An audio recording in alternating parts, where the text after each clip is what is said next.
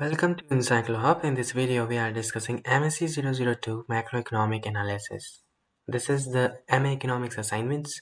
Before starting this, I want to share something. We are providing all assignments in the PDF and the handwritten form.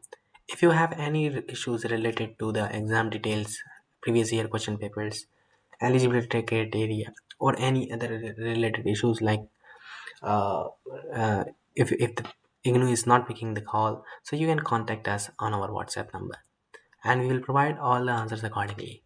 Here the question number 1 which is we are discussing here in the context of the Solow model, explain the condition under which an economy attains steady state. Use appropriate diagram and equation to illustrate your answer. That you can see in this words you have to answer in the 700 words, and if you are looking for this answer, so you can contact us on our WhatsApp number because we have prepared all the answers of this PDF and other PDF also. So if you are looking for this, so we will provide all the answers accordingly. And thank you so much for watching. We will meet you soon in the next video.